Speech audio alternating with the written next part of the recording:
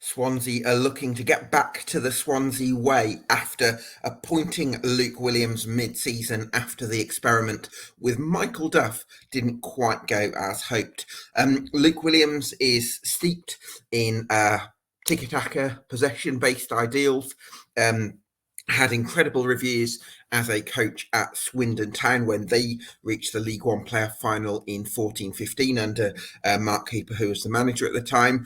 And more importantly, he's been such an important disciple to Russ Martin, both at Swansea City and at Martin's club before he made the move to South Wales in MK Dons. He's also done an outstanding job with Notts County, got them to a 3-figure points tally in the National League in 22-23, before leading them into a promotion challenge the following season in League Two, only to move to Swansea. Yeah, very exciting coach, but the Championship is going to be tough. So can Luke Williams build a team that's capable of challenging for the playoffs at this level and getting the Swansea way to translate to possibly a promotion in the next 2 or 3 seasons? Lots to discuss then about Swansea and where they're going to go from here, and how they can move forward on this Summer Deep Dive.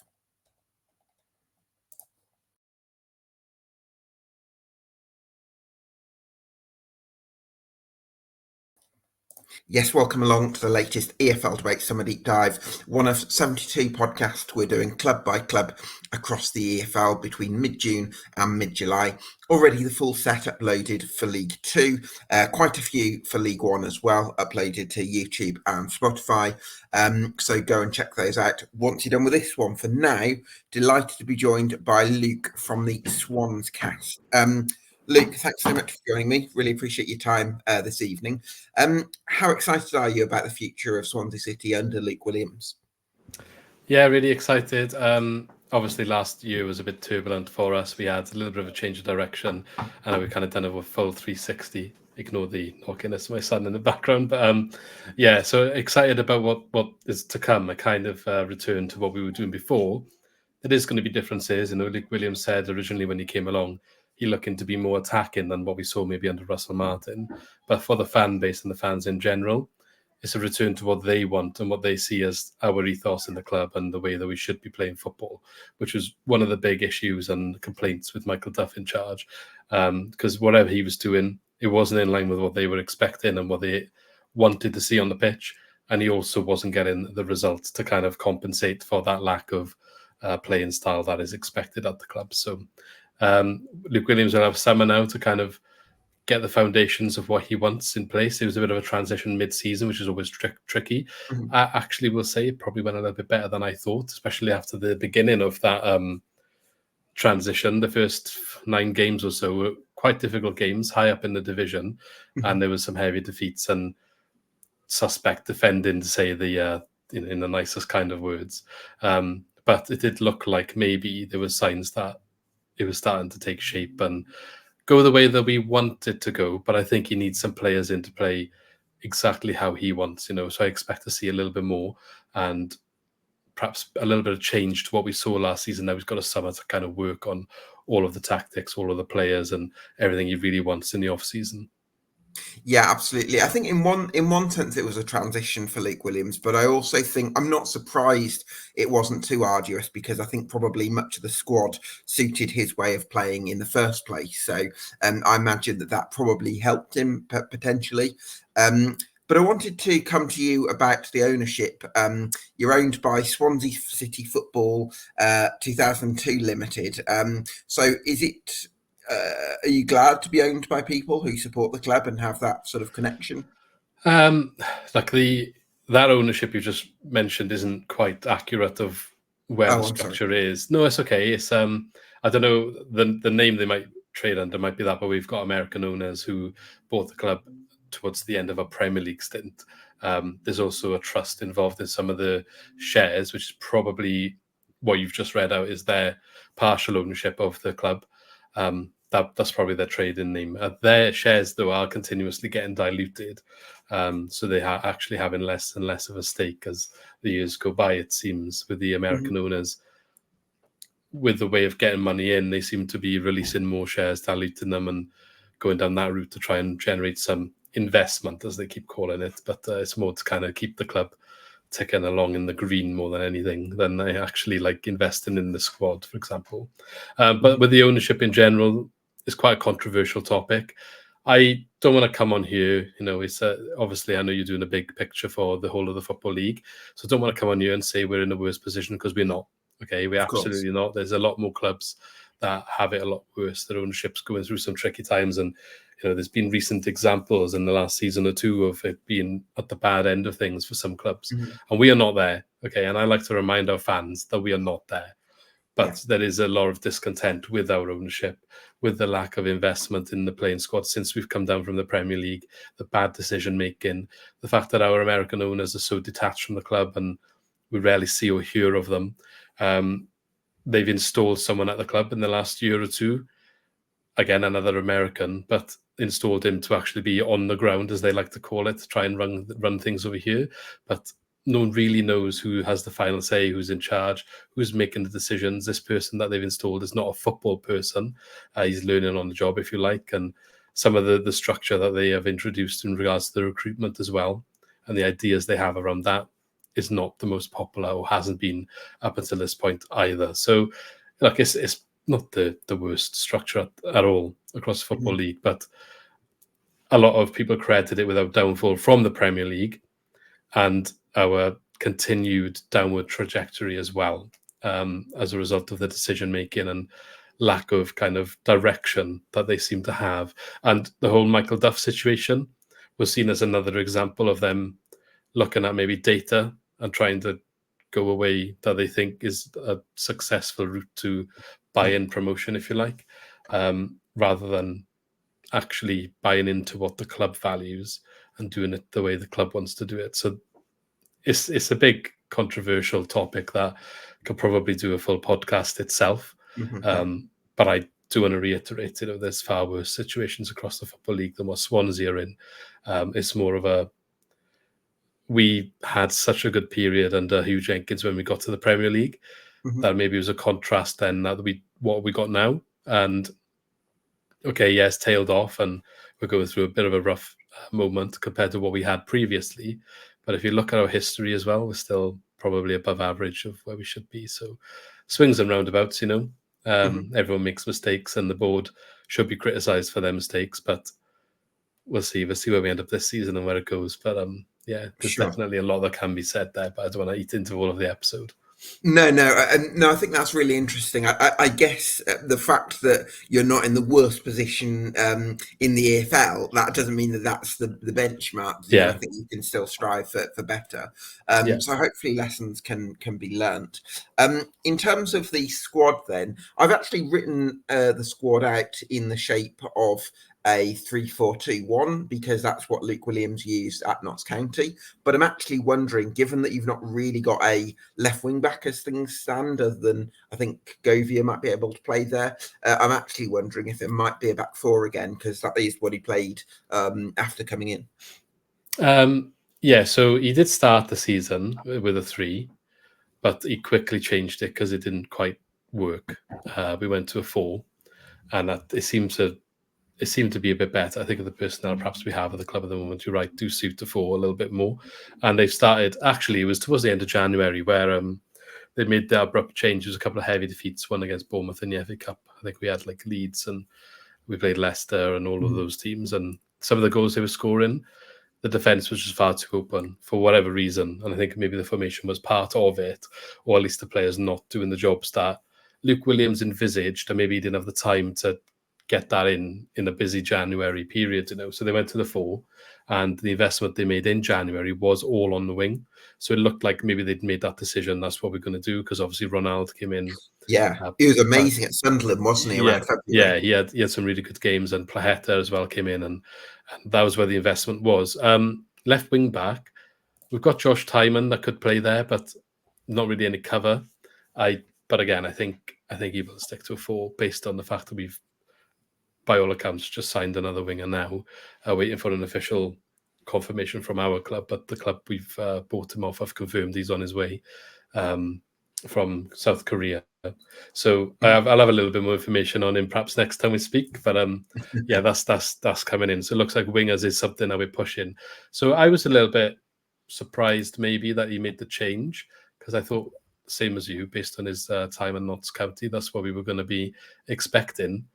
But credit to him, I guess. Maybe he saw what's in front of him, and he's made that decision to work with this formation instead, based on the players that are here now. And again, that continuous purchasing of wide forwards, if you like. I don't think the wide forwards that can really operate in the middle either. I think the one maybe we're signing currently can play central attacking midfield, but like Ronald, I'm not really sure he suits the system if you're going to play a three at the back. So I would imagine we're going to continue in this vein. Yeah, that makes a lot of sense. By the way, I have been able to find some insight on Ji-sung, who's... I didn't want to say his name off memory, just in case I butchered it. But yeah, that is correct. Okay, well, it is on social media anyway, so I think we'll go with it. This is what Joel Kim has said, who is a Korea national football team sort of expert, if you like. He's devoted to the latest news and insights and analysis on the South Korea national team. So this is what he said. By the way, you can follow Joel at KNT Football on Twitter. For the Swansea fans, Ji-sung is a solid prospect. He's creative. He's a good playmaker, two-footed, good technically, some terrific curling goals outside the box in the past, but recently just has not been able to finish as well as we'd hope, but that's something to develop. He'll also need to bulk up like Bajan Ho did to succeed in the Championship. Has shown flashes and has all the raw components to be an elite goal scorer, however. Here's the link to one of his goals, the eventual game winner at Saudi Arabia. They eventually went to win the whole thing. And then they also showed another goal in the closing minutes of the game. Yom seals the win with some nice dribbling and a slick shot into the far corner. It sounds like quite an exciting prospect. As ever, with these sorts of talents, you don't quite know how they're going to translate to British football. Yeah, he's kind of like the same sort of risk as Ronaldo was in January, I think. Kind of a bit left field. No one really heard of Ronaldo before we signed him.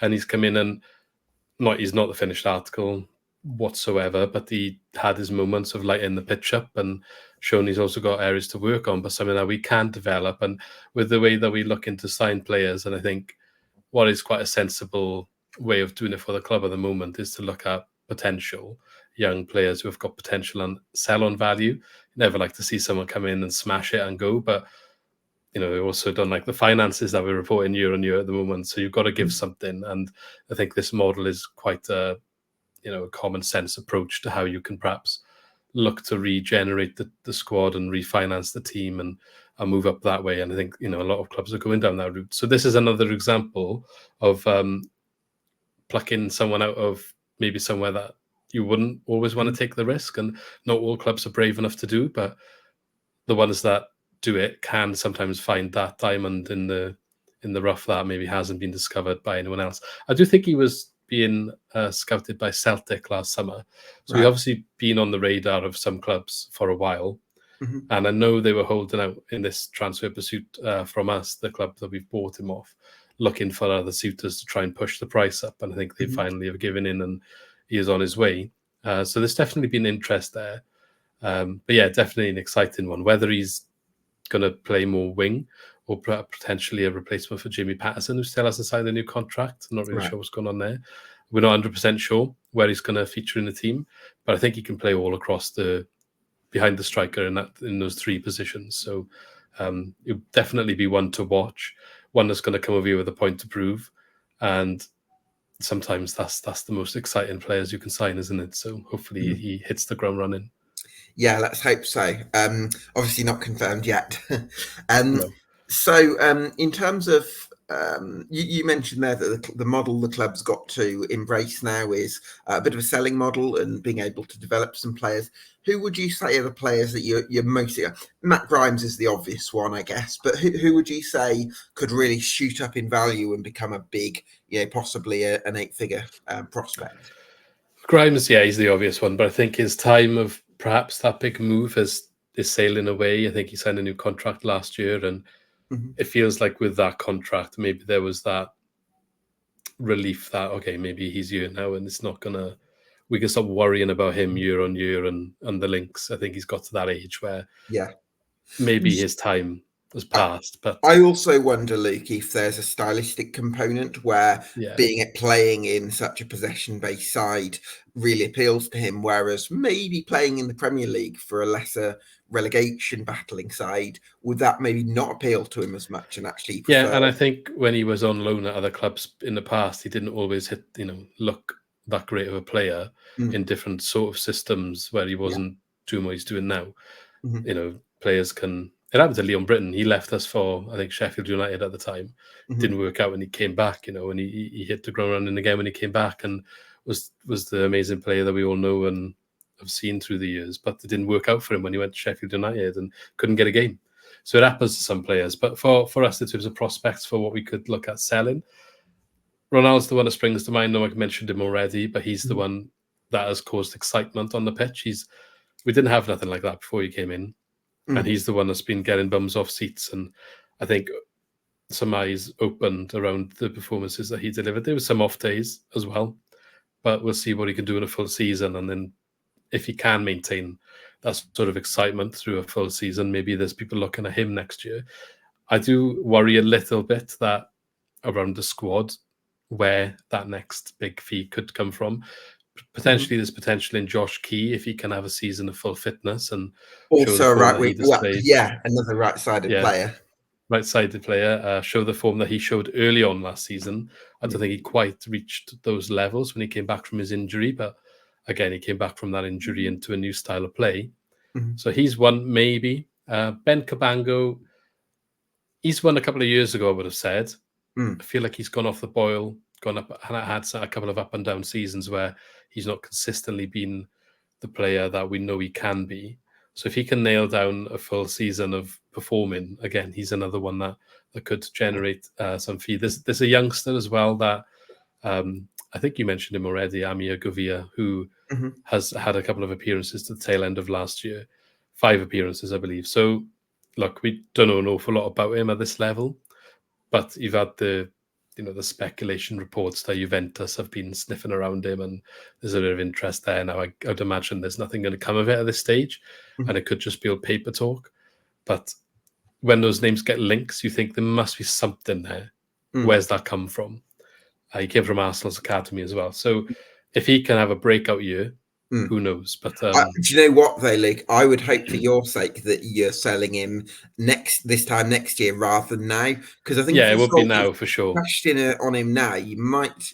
I'm not a financial expert. I would guess about a couple of million. Whereas if you had an amazing Yeah. season, you're getting 5 times that possibly. So, Yeah, exactly. There is one sale that is potentially in the pipeline as we speak, and that is Nathan Wood, who mhm. maybe isn't the big money sale that we wanted him to be. I think the reported fee that I've seen is somewhere between 3 to 5 million, which is a little bit disappointing, really, considering he's by all accounts got a 40% sell on to Middlesbrough, who we got him from on a virtually free Oh, so transfer you're when not we really signed him. getting much So there's not return. really much going to come back there, but he's got a year, I think a year extension that was triggered at the end of last season for this season, which means he's free next summer. What's frustrating about it is Southampton put a bid in last season, reported as 10 million, which was full of add-ons. It wasn't 10 million cash. It Mhm. was rejected by the club. They stood firm in their response to that. He then picked up an injury that lasted 3 months and really didn't have a great season. He was all right, like when he came back from injury, but he just did not hit the heights he showed the year before. Now that his contract is only 1 year left and he didn't have such a great season last year, that price has come down. And we're in that situation to hold out and lose him for nothing, or to just take that money. And Mm. it looks like he is on his way to Southampton. I believe a medical is arranged. So that one's probably on the cards shortly to be announced as well. Mm. Yeah, that makes sense. So if I'm looking at the advantages of a back four, I think would be to allow you to incorporate both Josh Key and Ronald simultaneously. Because I think if you played a wing back system, I don't really think you're going to get the best out of Josh Key on the right for back three because he's played there before and he's sort of struggled. So I think it would be one or the other, whereas the back four would allow you to incorporate both. However, if I look at Harry Darling, I imagine, you'll tell me if you think I'm wrong, but I imagine he would actually suit playing in the middle of a back three where you've got the insurance and the ability to drive forward with the ball and try and open things up. So, interesting. Yeah. So Harry Darling, he likes to go forward with the ball. He likes to have a little bit of a wander sometimes and get into the opposition half, and sometimes he likes to have a little bit of a shot from distance as well. He thinks he can Like a turn Vermaelen. into, he thinks he can turn into prime Messi and take on half the opposition on some occasions, which quite often when he does decide to do that, he ends up losing the ball. But he has got those qualities about him, and they can come off sometimes, and he can drive forward and create opportunities. So I wouldn't be shocked if we do sometimes utilize three at the back if he does go into the middle. I would suggest he's got a little bit more pace about him than Ben Cabango. I wouldn't be so sure who would be the third centre back right now, based on who we currently have available. I guess it would be Kyle Norton, Or but Christian probably Pedersen, could he play on the left back three? or Pedersen. But I'm wondering what's going to happen with him because obviously he got loaned out in January for the rest of the season. I think Yeah, they're he looking doesn't to try scream and a Luke Williams player, does he? no, I think they're trying to recoup some of the funds that will be splashed on him, and even if his wages off the books. So I wouldn't be surprised to see him go out of the club, whether that's a sale or a loan. It wouldn't shock me just to get the wages gone. So I would imagine there's going to need to be some form of reinforcement at defence. If he wants to use a three, he's definitely going to need another centre back if Nathan Wood's going. If it's a two, maybe there's a little bit less urgency there. Maybe there's something we can pull from the youth system. And obviously Kyle Norton is there, but he's getting on a bit and he can't play week in, week out. That's when we end up getting him injured for a couple of games, and that's not ideal. So I would suggest four is going to be used. You're right about Josh Key and Ronaldo. They'll both be able to feature if we do use a four. If it's a three, I think it's one or the other in the wing back role, but I wouldn't necessarily trust Ronaldo with his getting back and defending. And if it was Josh Key in the centre back, right centre back, as you mentioned, I don't think defending is his also strongest. Well, the only reason I mention it, Luke, is because when Luke Williams was Notts County manager, he had very much a habit of playing players in positions that are deeper than you would normally associate with them. So he converted Jody Jones, who's very much an exciting attacking winger, into a wing back role, and he the fact he isn't necessarily so great defensively, Luke Williams was sort of okay with, because he sort of wanted to back the wide centre backs to be but to be good in wide areas, and that's partly because he just had such an attacking approach that it was converting wingers into wing backs and all that kind of thing. So he's happy to drop players a bit deeper. And I think they had a left back called Adam Chickson who he converted into the left of a back three. So he is he can be very attacking with those sorts of things. So there are ideas that he has that conventional logic would be say that's a bit too cavalier. Luke Williams might go for. So I wouldn't put it past him, but probably back four suits your squad best right now. Yeah, probably back four. If he does try those things, maybe Timon could slot in on the left side of the centre back three, I'd imagine, and that might allow him to operate Azim Abdullahi a little bit more often on the left wing back position, who has got a lot of pace about him. He's a centre midfielder first and foremost, but since he's been called up to the first team last season, he's only really featured wing back, which is a bit odd. I'm not really sure how that change came about, because his youth team days, he was all centre midfield. Don't know whether it's his build and his pace, and they've decided that could be somewhere that he could be useful to the first team. But he's done well when he's come in. He had injury troubles as well last season. So, yeah, we'll see. But, I mean, there's a couple of wingers that featured from the youth as well. Sam Parker had a couple of games on the right for us last season. He played in the senior team on the wing, but I believe wing back for the youth team, and did quite well there. So there probably is options if you did want to try both. I guess people are going to miss out whatever option he goes in, and it'll be interesting to see which one we find success and who perhaps is the unlucky person that does not fit that style. It's interesting you mentioned some of those youngsters like Azim Abdullahi and Sam Parker, because I had a look at the retained list, and what was really interesting is a lot of clubs release the senior retained list and the under 21s in different pages. Yeah. Swansea kind of combined them together, and I don't know whether it was them sort of wanting to make their squad look a bit bigger, so it doesn't look like we've only got so many senior players under contract, or whether actually there is a lot of talent there and they are going to be very youth oriented moving forward. Or whether there's nothing Yeah. to read into it at all. It's just that's how they've chosen to list No, I it. think they're quite good at even just if it's training, they do bring up the youngsters quite often to train with the first team. There've been a few names actually that were floated around and included last season. Philip Lissar, you had Amir Govia, you had Sam Parker making his debut, Azim Abdullahi as well. I don't think he made his debut last season, but proper inclusion in the first team. So definitely they did dip into the youth last season quite significantly. You had Cameron Congreve and the Russell Martin era who didn't even get a look in last season. So he's still a youngster that's been shown in the past that he's got potential and fallen off compared to these other ones that broke through last year. So a bit of competition for the youngsters to break through and who can actually stabilize themselves in the first team. But there's opportunity there because we haven't got the biggest squad, as you mentioned.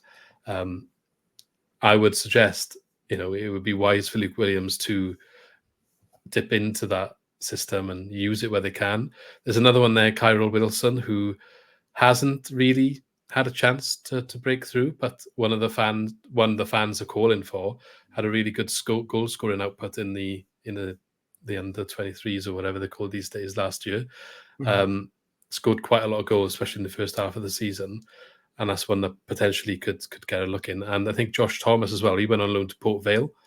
But during pre-season last year, he was banging the goals in for us. I think he scored more than all of our senior strikers in pre-season and then got sent out on loan. So I would imagine he's going to be looking to impress Luke Williams as well, who obviously wouldn't have been here when he was in press and in pre-season. Well, Luke, can we explore on that theme a little bit? Because it looks like to me the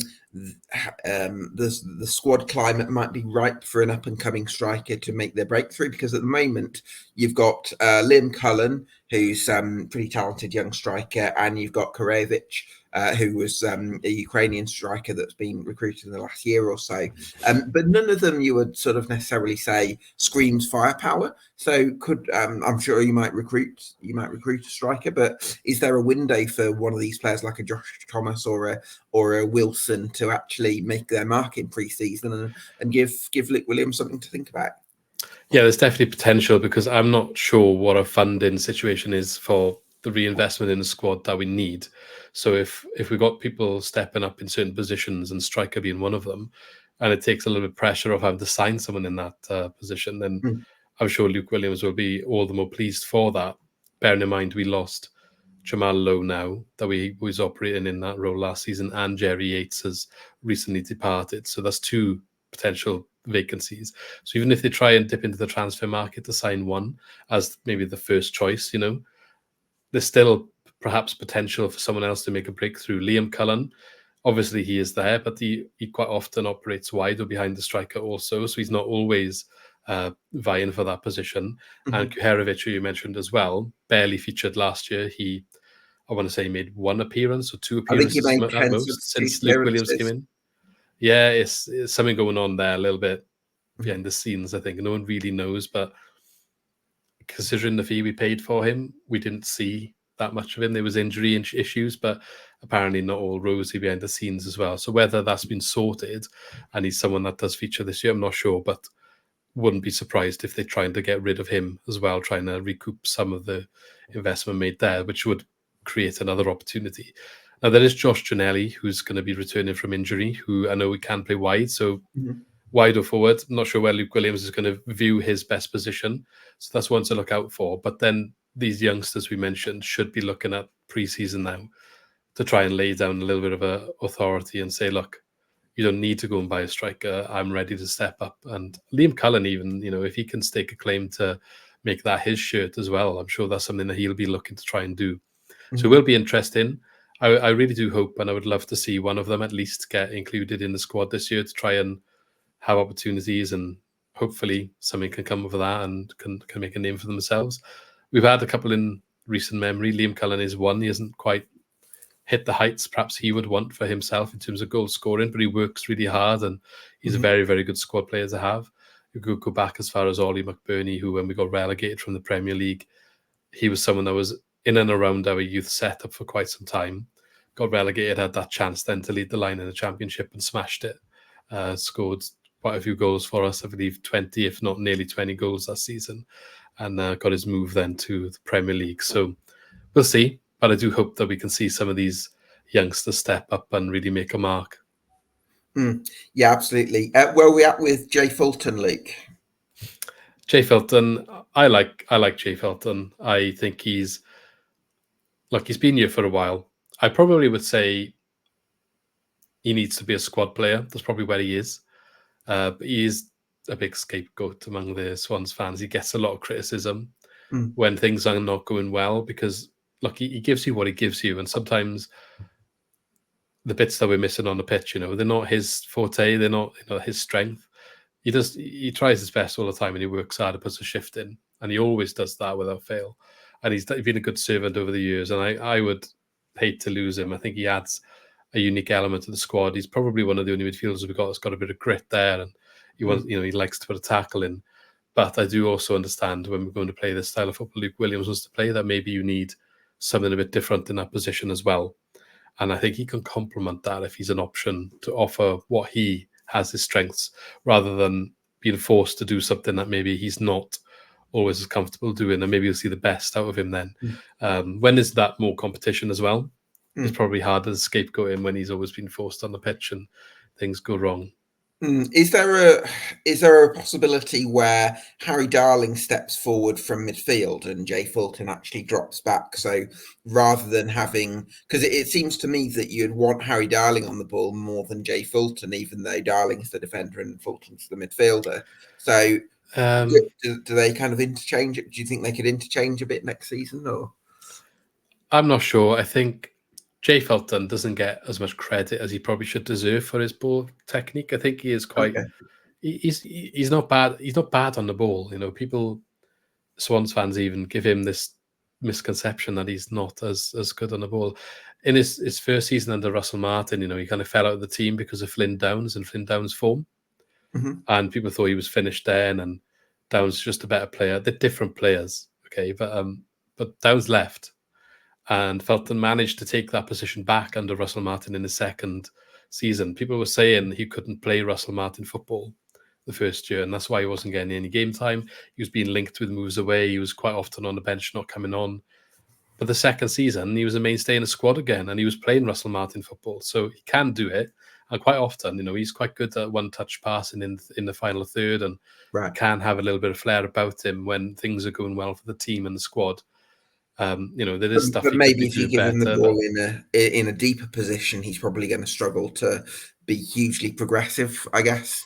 I think part of the issue is when he plays, obviously, with Grimes, maybe there's someone that doesn't run forward with the ball enough out of the two of them and drive at the opposition and maybe have that sort of box-to-box presence. Maybe we don't have that when they both play together. So that's the main concern fans have, is they both can't play together. I don't think they can't, but I do acknowledge that you lose certain aspects of the midfield when they do, because Grimes is obviously sitting and wants to spray the ball around. Yeah. And Felton is kind of there trying to protect the defence. There's not really anyone then bridging the gap, if you like. Yes. And when they try and do it, it's something not quite clicking there. Whereas, I don't know, Flynn Downes potentially was someone they used to do that, where you could protect the defence and drive forward. And I think maybe just not getting quite both aspects from Felton when he's in that role. Do you know what? It's hard to kind of see Swansea sort of, because you've described there Jay Fulton does a solid job, but possibly someone you could upgrade on. But that's if you had the money, and it feels like at the moment I'm struggling to string together a few players who I think, yes, Swan can definitely rely on next season in terms of senior players. One of them might be Ollie Cooper. He's always a player I've liked. He's got that ability to spin away from opponents and create something. Could this be a big season for him? It needs to be a big season for him. He didn't really have a good season last year. The previous year he had a really good first half of the season. He didn't get taken to the World Cup Wales squad, which I think a lot of people were shocked by that. We thought he deserved to be on the plane, considering some of the other players that got taken from lower leagues, such as Johnny Williams. Not to discredit what he's done for Wales in the past, but Ollie Cooper was having a good time of it in the Championship at that time, so it didn't make sense. And our results in the World Cup, maybe, enough can be said about that and then that decision making, but that's another conversation. It kind of tailed off for him after that. So I don't know if that had an impact on his confidence, but the second half of that season, as Swansea actually hit form towards the last end of the season especially, he found himself on the bench and he couldn't get in the team.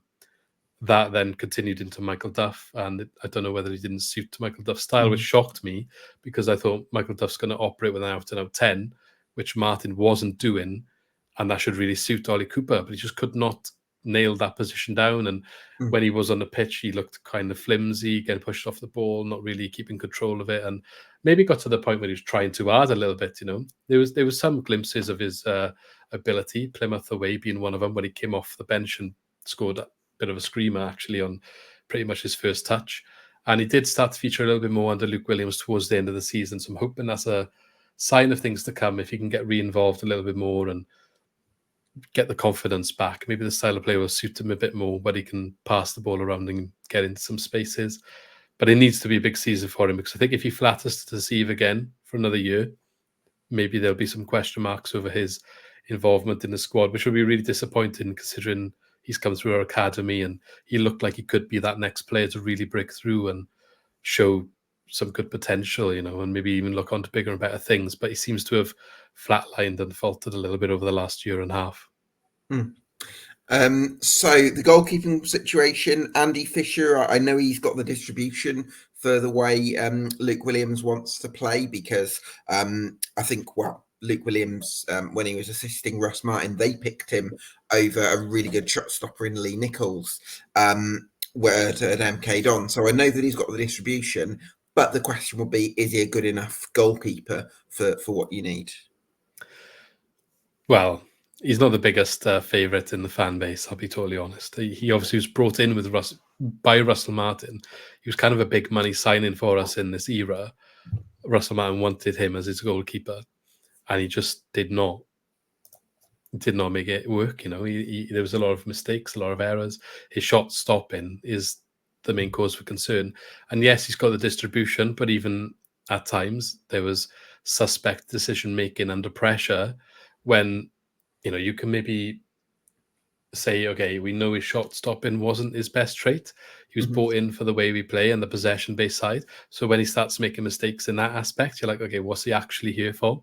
I don't want to jump in on him too much.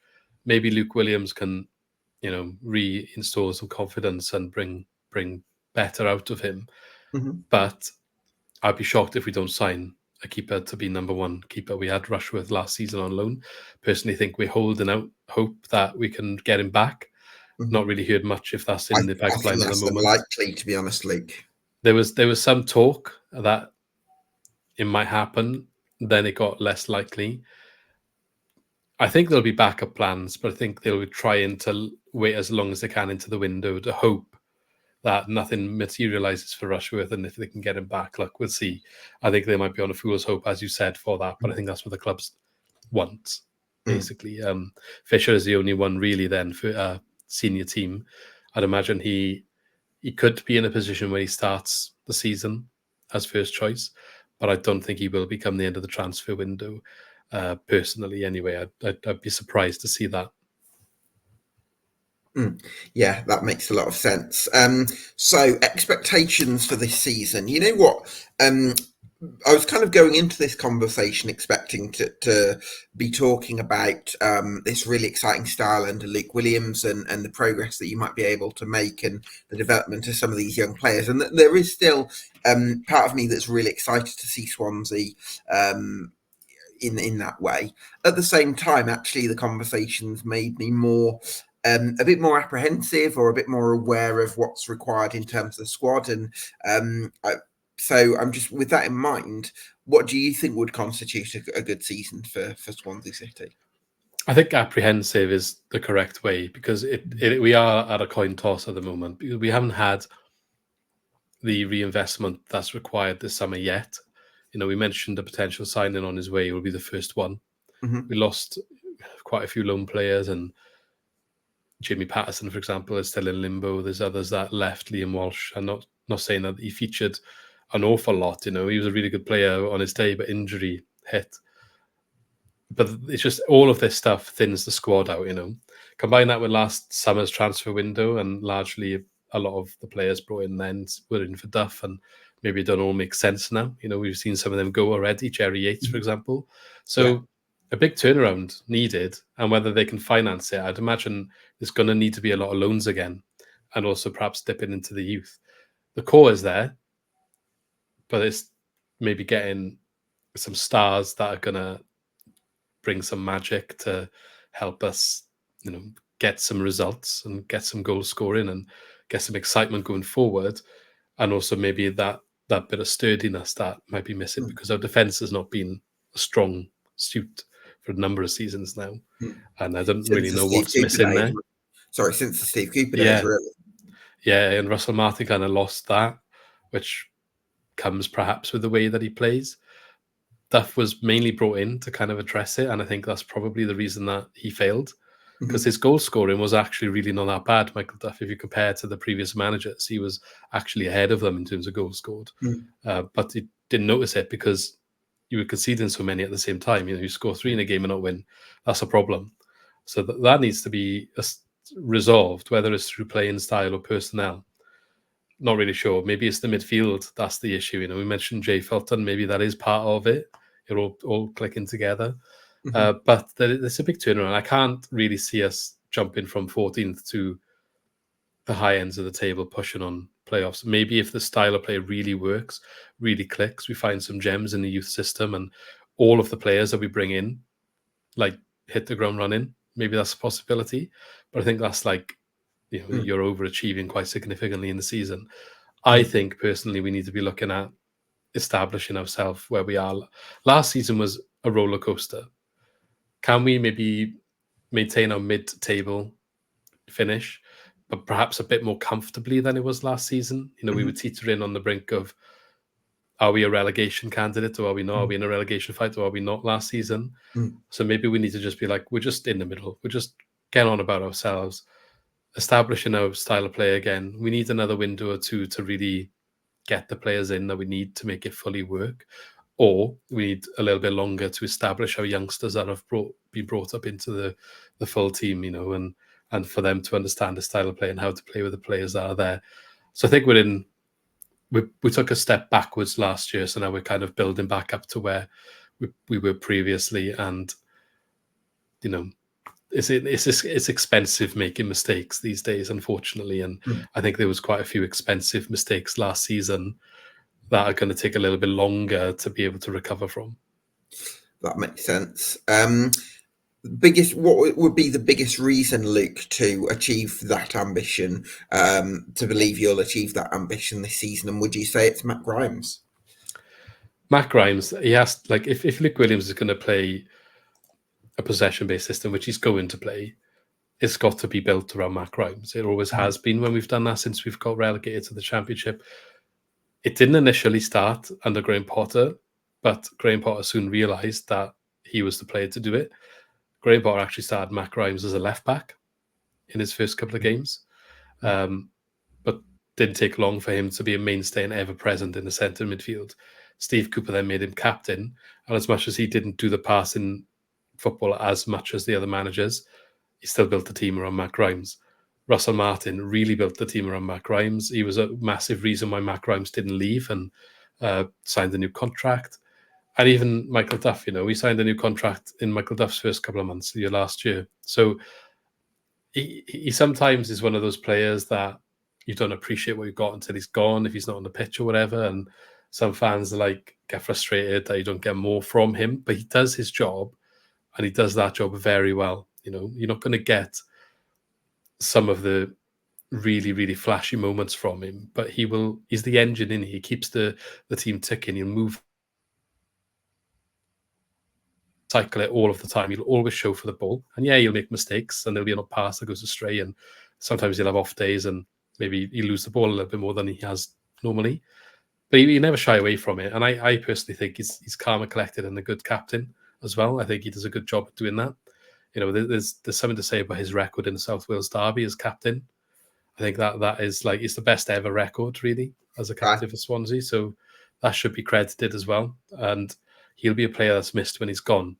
But for us to really be successful, I say it all the time in my preview videos when I go on opposition channels, and I say, if you want to stop Swansea playing, you stop Matt Grimes playing. If he has a bad game, Swansea have a bad game. And that is so true. When he is off his game, the whole team is.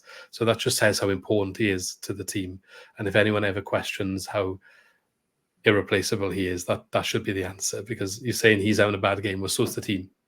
So is taking him out the solution, or do we need to protect him more to allow him to flourish in the middle of the park so everyone else can play off that, and we can actually implement our game plan and work the possession-based system that we want to play? Biggest reason for doubt? It's got to be the squad depth, I think, and I don't know the financial situation. I don't know how much. I don't know. We don't know enough about the recruitment, what's going on, and who they're looking at, how many players they want to bring in. But it seems like there's quite a few gaps across the park. Maybe you can field a strong 11, or we're near enough fielding a strong 11.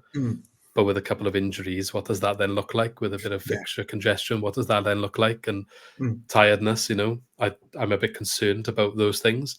As I mentioned, we were quite tight already last year, and the players we've kind of signed to resolve the issues last year, a lot of them didn't work out and have gone. So you got Yates, Pedersen, we signed Shoa on. He hasn't made an appearance at left back. We signed Geherovic, a striker. He's barely kicked the ball. There's too many of those last year that took a lot of last year's funding that aren't really a part of the plans right now.